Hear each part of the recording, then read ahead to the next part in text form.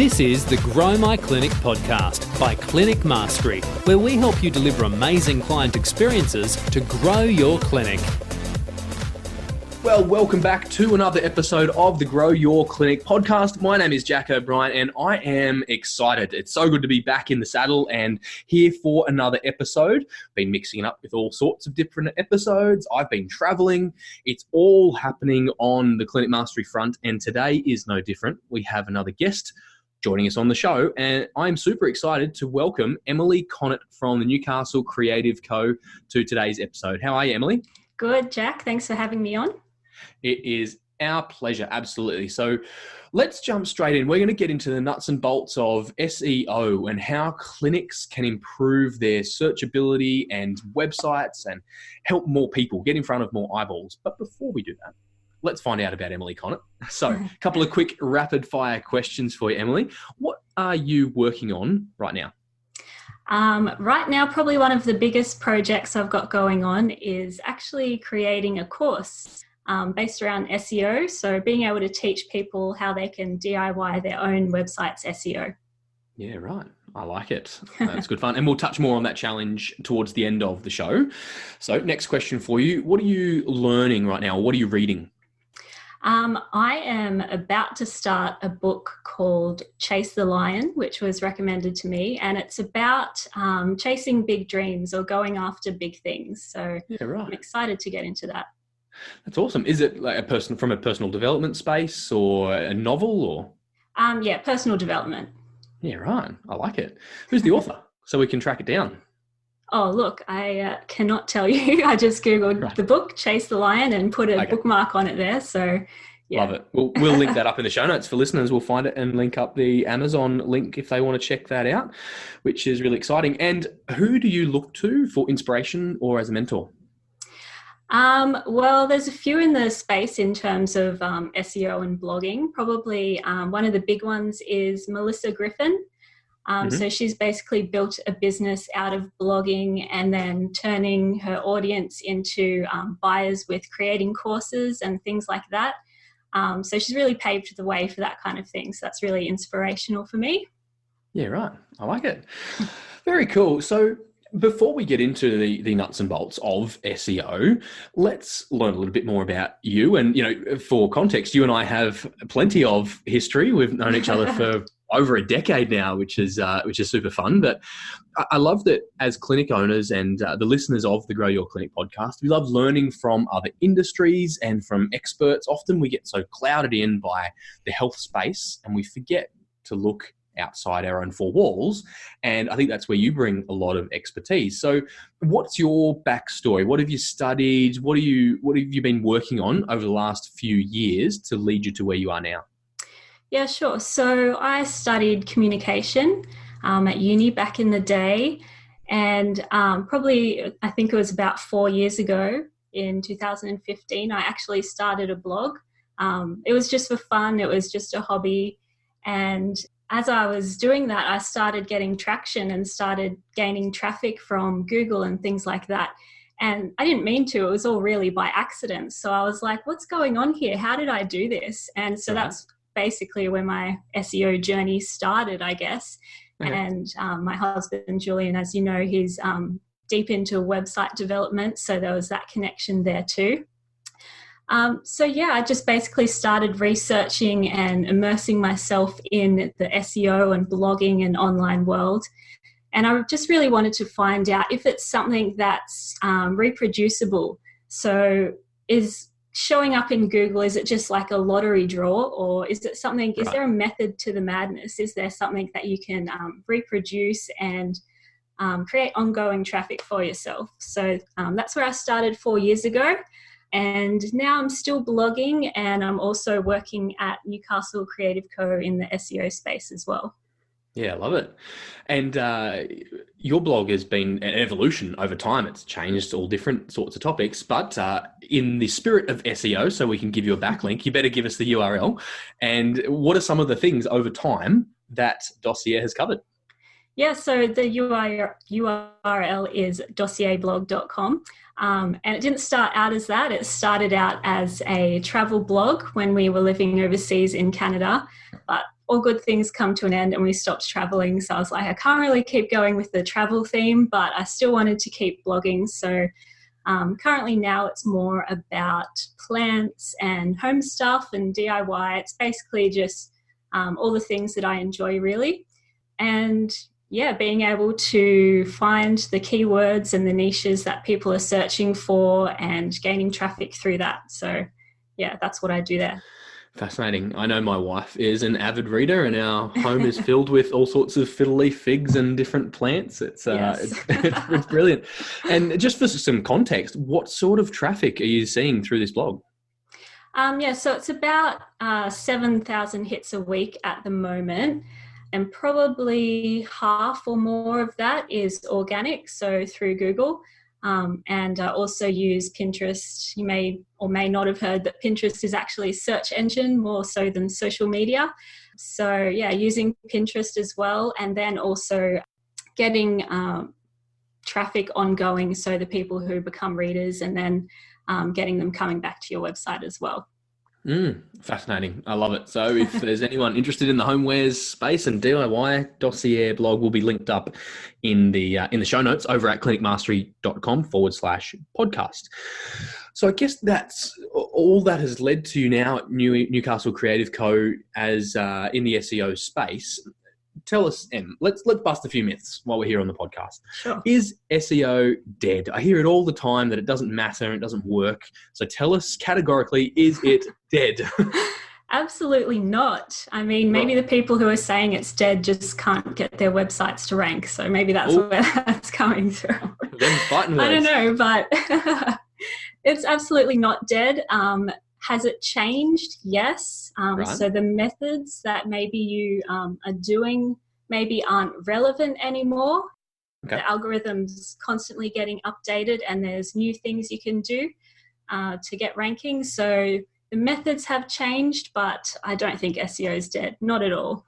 Okay, thank you for answering that question. Let's go fundamentals. Let's go 101 for a second. What is SEO? What do the letters actually stand for? Yeah, so search engine optimization. And basically it just refers to any updates or tweaks or improvements that you can make to your website with the wanting to get it to show up in search engines. So normally we talk about Google, but there's also Bing, there's Yahoo, but Google generally has the market, so that's what we refer to most. So it's things that you can do to your website to try and get it showing up in Google when someone punches in a search so that people can find your website. Okay, so Google's not random. No, not at all. Right, and so they use this algorithm. People are talking about this algorithm and it's changing, and Google gives it funny names when it updates it. What is Google's algorithm? What does that mean? Yeah, it's basically the way that they rank websites, or the way that they view one website is more important over the other.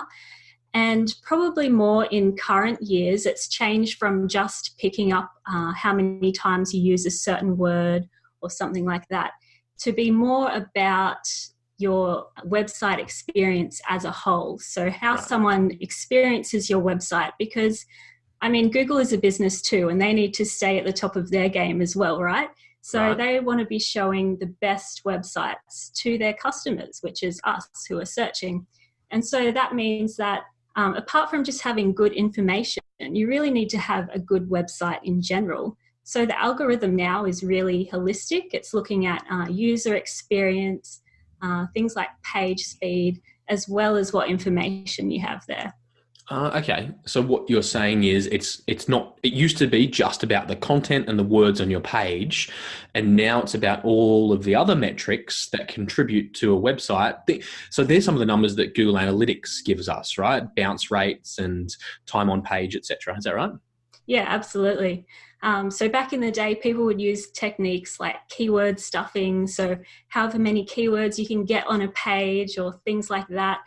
And that just looks really spammy, and Google will probably penalize you for doing that. And so it's really more focused now, like I said, on just making a more holistic approach to SEO.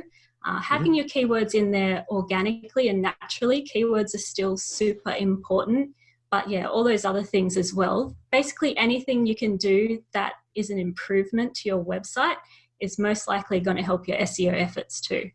Okay, cool. I've got another myth to bust, but before we go there, what's what's some of the worst SEO tactics that you've ever seen? Like, I can think of a few, but what have you seen that's like just hopeless and horrible? Yeah, probably up there is the keyword stuffing. I can't believe people still do it. Right. And that's basically just, it's not even like a sentence. It's literally just a list of words that they want to rank for shoved into your page. Like, that is just the worst. Right. Probably something else would be spammy links. So having backlinks or other websites pointing to your site is really important as well. But people went a bit crazy with that a little while ago. Yep. And just tried to get a whole bunch of links, or, you know, swap a link, like I'll link to your website and you link to mine. But Google's a bit smarter than that now, and they can see through what you're doing. So everything has to be done really naturally and organically as well. And it has to make sense to the user. So, yeah. Yeah, that's good. And, you know, you can smell keyword stuffing a mile away, right? I've heard of a website once that overlaid in the white space of their website white words, white keywords. So you couldn't actually see it and read it, but Google's robots picked it up. And, I know, right? I'm sure the robots are getting their revenge now. So the next myth that I want to bust would be around ongoing SEO versus once off. Is it something that you can do once, set and forget, and Google's robots are done? Yeah, that's a really good question. There is parts of SEO that is more once off. And those things are probably more to do with the setup of your website. Things like making sure your website's crawlable, or adding in schema markup or structured data. Those things are once off. You only have to do it once and it's there on your website and Google can see it, and that's great. But the thing about SEO is that it's ongoing. There's no like 100% complete. So the more you can do to your website, the better it becomes. And the thing is that you might be ranking one day, but a competitor could come along and have a more optimized website another day, and all of a sudden your website ranking drops. So it's really important to, I think, maintain and update your website. And along those lines, Google actually sees any updates you do as, yeah, wow, this website is fresh, it's being updated, compared to a website that maybe hasn't been updated for a year. They might think, maybe their information is a bit stale, so I'm going to bump up the website that's been regularly updated. That's really important in Google's eyes too. Yeah, that's awesome. Thank you for sharing. I think about a website and its health like I think about our clients or patients and their health.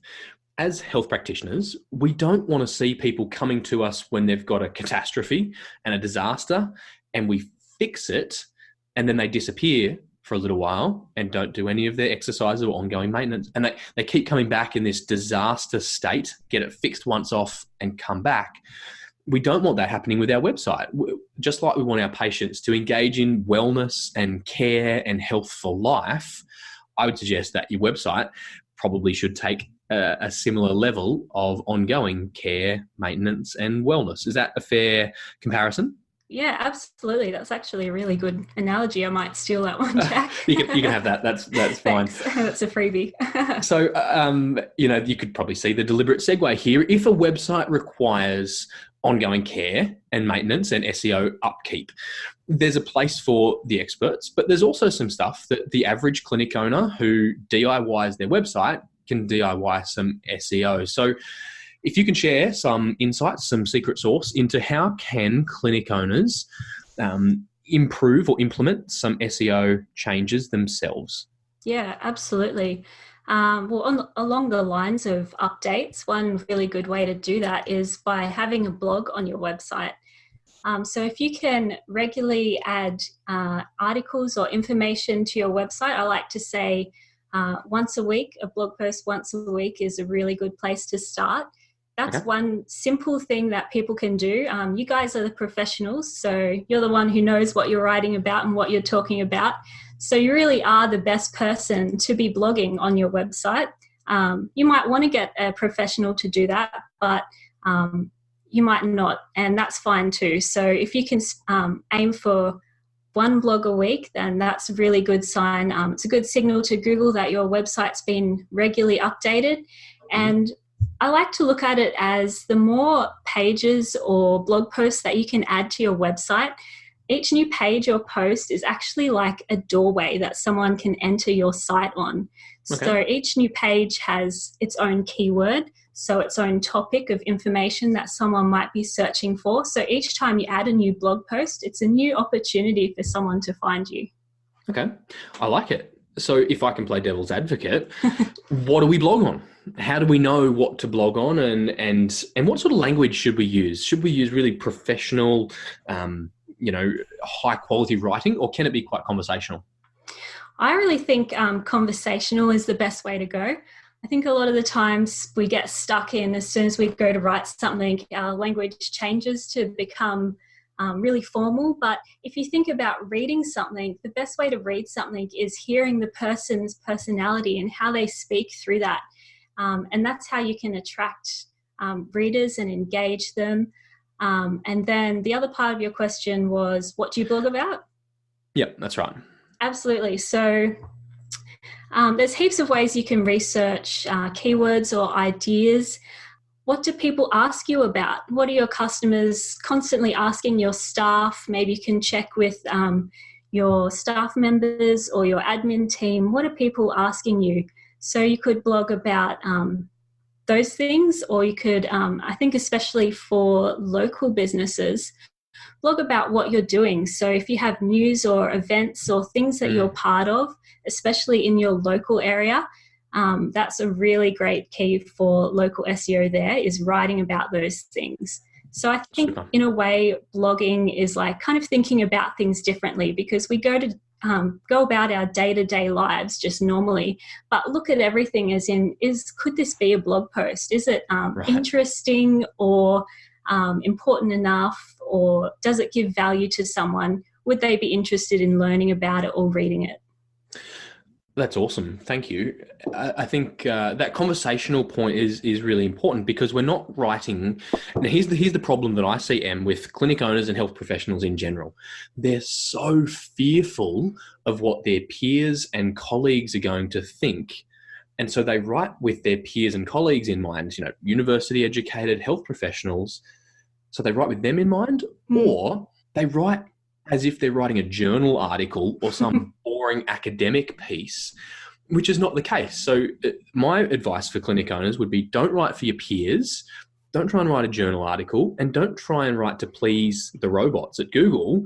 Write for humans. Is that all right? Absolutely. Yeah, that's exactly right. Write for humans and write for your target audience. What do your customers want to know? And like you said, some of them might be writing as if they're writing for their peers, but something to think about is, how do our customers speak? Do they know the scientific terms? Right. And if they don't, they're not going to be searching for them. So you might mention them, but you really need to think about just the common way that people speak and the way that they phrase things. And if you're using jargon, are they going to understand that? Or is there a better term or key phrase that you could use that's going to reach more people?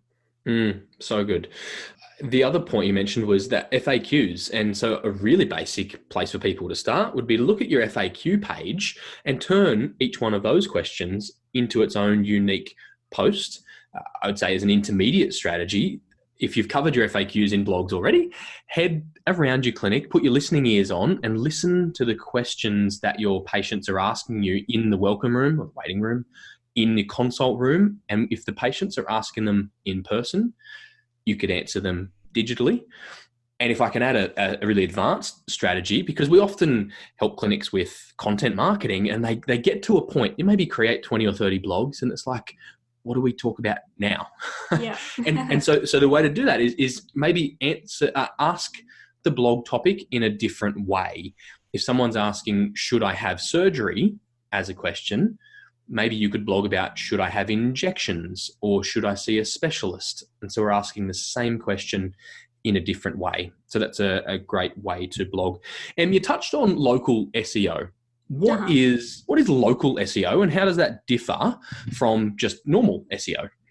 Yeah, so if you're a business or you have a website that services a local area or a specific geographic area that you work in, SEO is good, but it doesn't help you. It doesn't help your business if you're reaching someone in America and they can't visit your clinic anyway, right? Like, what's the point in that?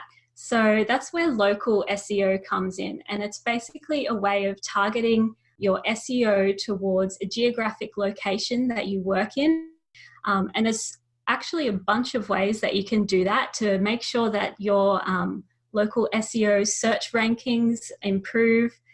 Yeah, so we can talk about that. Okay. Yeah, let's do it. So I think the distinction there is if you're an online business and you're selling widgets all around the world, that's fine. You can just do your generic SEO. If you're a bricks and mortar business that serves patients within a 5 or 10 kilometer radius, which newsflash, 98% of health clinics are, there's the outliers like online consults. But if people are physically coming to your clinic, local SEO matters. So yes. run us through some hacks that we can do ourselves. Yeah, great. So for local SEO, one of the big things I think you can optimize and maybe even see some quick, good results with is the Google My Business. So your Google My Business account, you may have noticed when you do a local search in Google now that the organic listings have actually been pushed down the page, and what's at the top of the page is like a map pack, and it'll list maybe 2 or 3 businesses, and that's what shows up first in the search results. Right. And those business listings are actually linked to your Google My Business profile. So the way you get to the top of the local search in that map pack or in the local listings there is actually by optimizing your Google My Business account, which website optimization can be like more of a bigger long-term thing.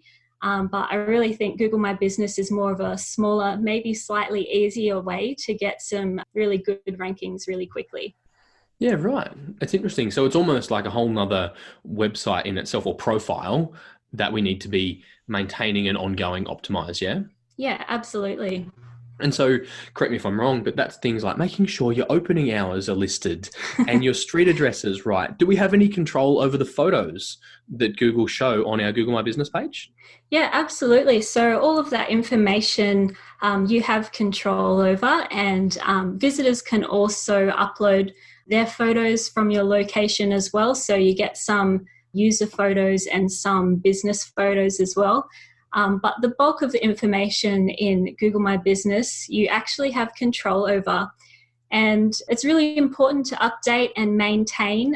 Like most platforms, Google rewards those who regularly update their platform. So they've actually got a post feature in the Google My Business tool. And this enables you can share a page or a post from your website.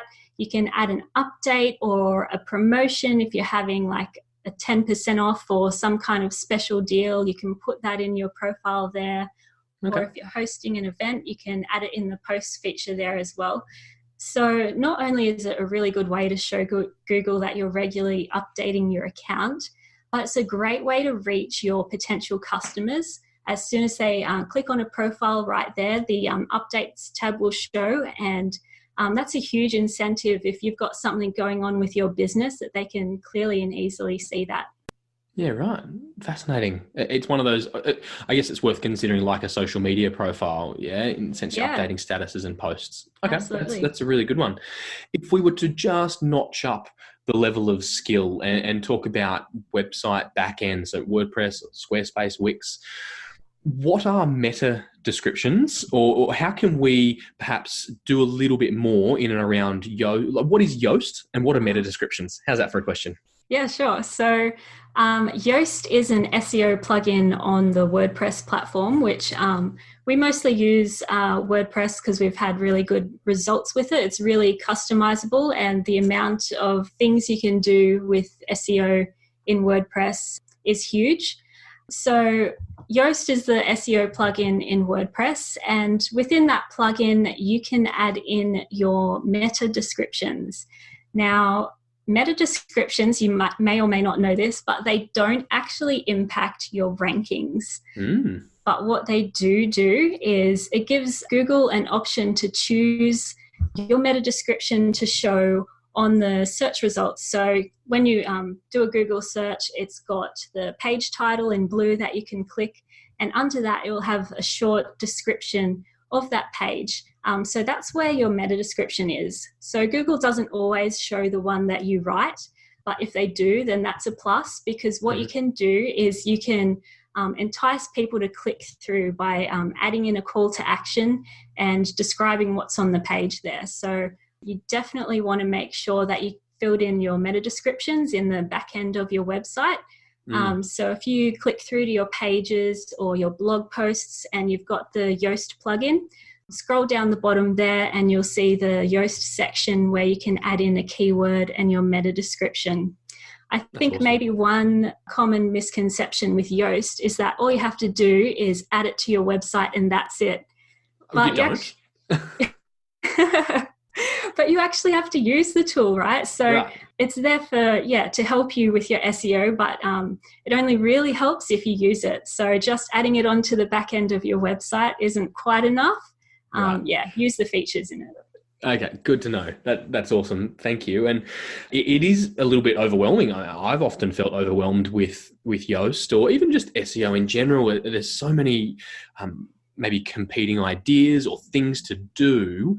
And so I know that you guys at Newcastle Creative Co have put together an SEO challenge. And I just love the concept of this, because it means there's a focused period of time where we can get around some experts, maybe be a part of a community, and really put some intensive effort into our website. So can you tell us a little bit about your SEO challenge? Yes, so we are hosting a 7-day SEO challenge, which will be sent out over email. And basically it'll be 7 days of actionable SEO tips. So each day will give you a task and a reason why it's important. And then you can go to your website and implement that thing to see your website more optimized over the 7 days. You don't need any technical knowledge or anything like that. It's going to be super easy, but also super helpful for your website too. Okay, unreal. I love it. And that seems really actionable off the back of this episode. So if we were interested in learning more about that challenge, where should we head? Yep, so go to newcastlecreativeco.com.au/SEO-challenge. And you can sign up through there. You just have to put your email in, and then you can join the challenge and we can all optimize our websites together.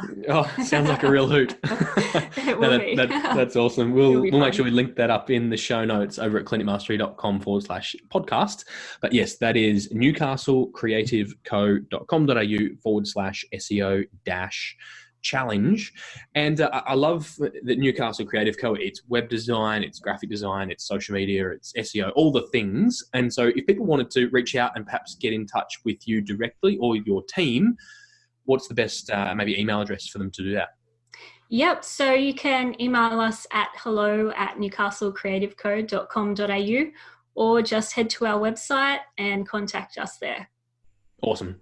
Super stuff. And well, we might wrap it up there. Listeners, thank you so much for tuning in. We really appreciate your attention. If you would love to let us know some feedback, head over to wherever you listened to this episode and leave us an honest review and rating. That might be Spotify, Stitcher, or iTunes. Or you can get in touch with me personally, Jack at clinicmastery.com. And all of the show notes will be at clinicmastery.com/podcast. Emily, thank you so much for joining us. Thanks for having me, Jack. And listeners, we can't wait to bring you another episode again really soon. Bye for now. This is the Grow My Clinic podcast by Clinic Mastery, where we help you deliver amazing client experiences to grow your clinic.